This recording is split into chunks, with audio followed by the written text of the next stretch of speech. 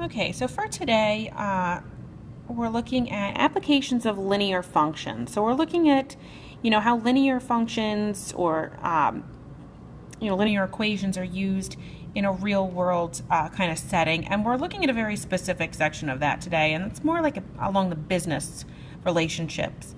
So there's three basic business relationships. You got revenue, cost, and profit. Revenue is the money that is coming in, right?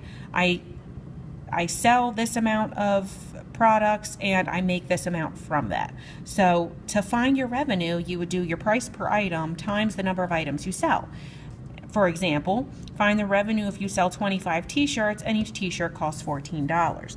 Well, my revenue function would be, in this case, 14 times 25. Right? Whatever 14 times 25 is, that would be my revenue. That's what I got coming in. Okay, and I wrote it like that to represent that it's a function. I just put it in function notation. Remember, it doesn't mean r times x, it just means r of x. Just like we used f of x last week. I just like to put the r there so we know we're talking about revenue. Same thing I'll do for cost, right? If we're talking about a cost function.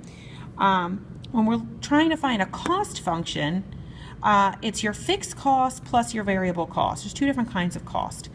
The fixed cost is constant, right? No matter how many products you sell or how much time has passed, you always have to pay this amount regardless of what happens. That's constant. Your variable cost depends on the number of products or the time, right? So, for example, if it cost us in this situation, maybe it costs us, $2 every time we make a t-shirt. That would be a variable cost because our cost of making t-shirts would depend on how many t-shirts we made, right? If we only made one t-shirt, our cost was $2. If we made two t-shirts, our cost is $4, so on and so forth. Okay? So here's another example. If it costs $99 to join a gym and then $25 a month for continued membership. So this would be our fixed cost because no matter how long we're a part of the gym, we have to pay that $99. That's just flat. And then the $25 per month, anytime you see a month or per something or per item or per month, that's a hint that it's a variable cost because this $25 is going to change depending on how many months that we're a member of the gym. If we're a member for 1 month, we're only paying $25. If we're a member for 2 months, we're paying $50, right? So what that would look like as a cost function, right, is 25x, x being, the number of months that we've been a member, plus $99, because we have to pay that $99 regardless of the time. So this one we can clearly see is a linear equation there, right? That's like our slope and our y-intercept sort of a thing. That y equals mx plus b type setup. All right, so that's revenue and cost. And then we're going to look at profit and the relationship between profit and revenue and cost. Revenue minus cost is what's going to equal your profit, right? You got money coming in, but it also, costs money to make money. So however much you had to spend, you're going to have to subtract that from the money you have coming in, and that's your profit. That's what you made, right? So, for example, find the profit of a dance if the cost of supplies is $300, tickets are $15 a piece, and 200 people bought tickets. Well, our profit would be the revenue minus the cost. Now, in this particular case, they just said the cost was $300, just blank $300, not having to worry about the variable and the fixed, just a fixed $300. The revenue is how much money we have coming in, right? The price of the ticket times how many tickets we sold. It was $15, and we sold 200. So whatever that is, minus our $300 that it cost us to put this dance on in the first place, would be our profit. So we'd end up with 3,000 minus 300. So our profit is 2,700.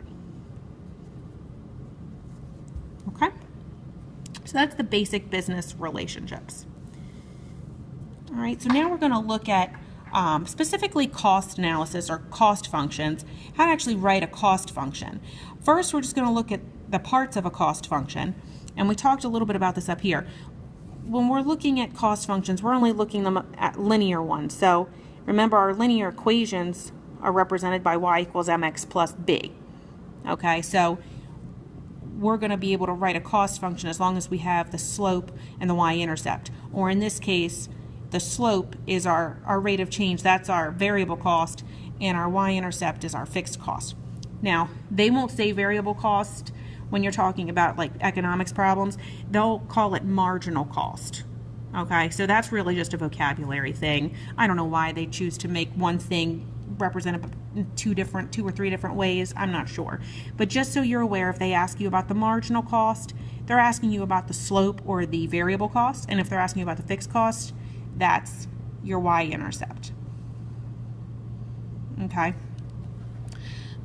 And this is first example is just making sure that you know what those mean, right? Here's your cost function for producing a bunch of these handheld PCs. What are the fixed costs? The fixed cost would be the $750,000. The marginal cost, that would be the $160 per PC that you make. Okay?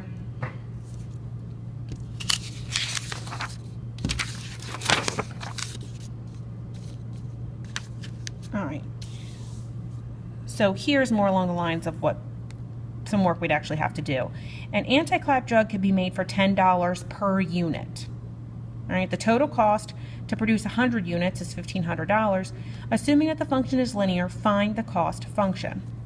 All right, so our cost function, C of x, is going to be our variable cost or our marginal cost, right, plus our fixed cost. Something x plus something, right? It's linear. Y, mx plus b kind of thing.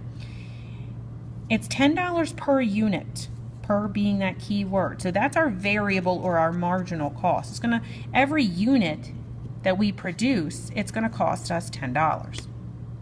Now, the rest of the problem doesn't tell us what the fixed cost is. It tells us the total cost to produce 100 units is $1,500. Right? The C of x part, this y, that's our total cost. So they're basically telling us if x is 100, right? If we produce 100 units, it's going to cost us $1,500 total.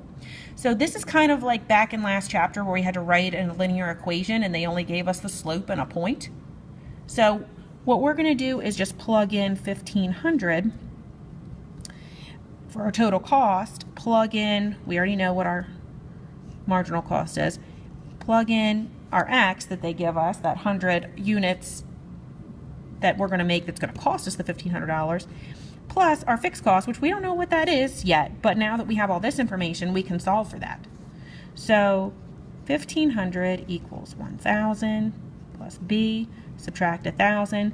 That means our fixed cost must have been $500. So I'm going to come back over here and fill in my fixed cost, because remember, what they want is the function. So our function is 10x plus 500. That's how we're going to figure out the total cost for any amounts or any number of units that we make. Okay? So here's another one like that. If you're watching this, take a minute, pause the video, try it on your own. I'm going to go ahead and write out the answer now, and then when you're ready to check, come back.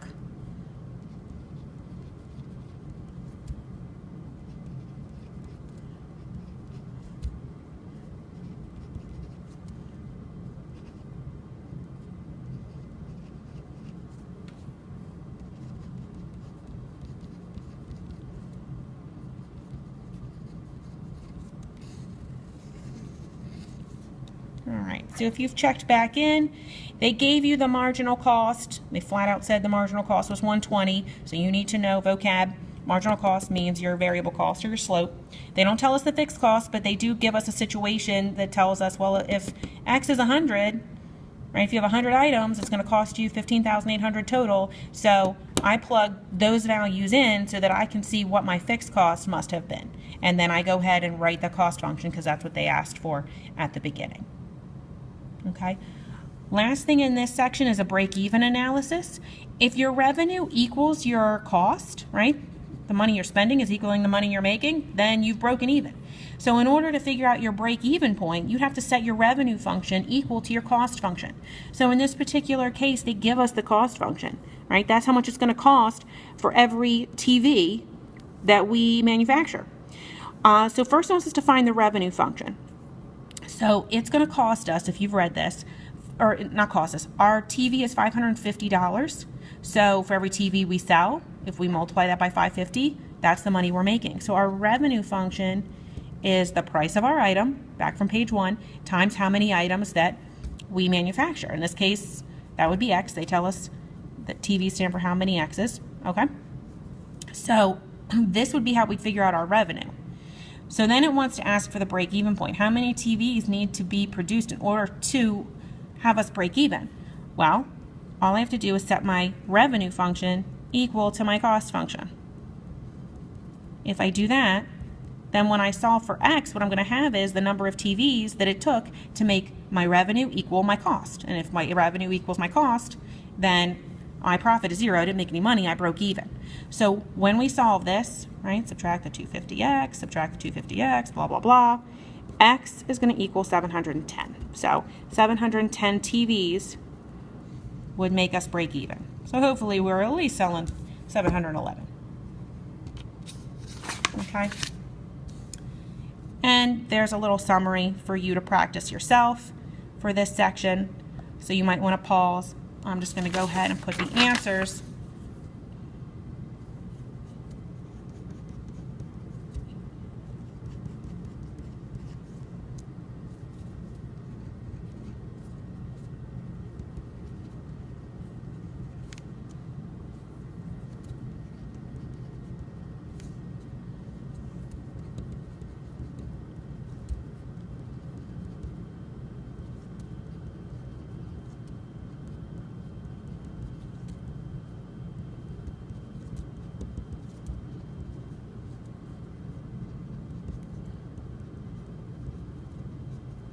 Okay,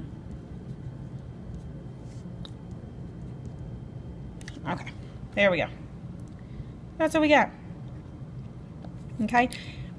Letter number 2C was a little different. We didn't have to actually make the cost function, we just had to use it.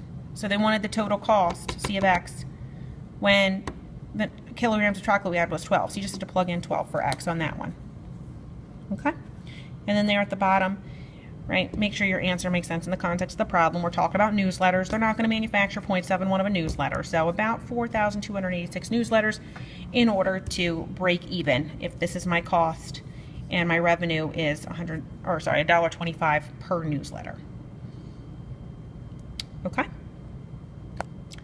I'm going to stop this video and start the quadratics.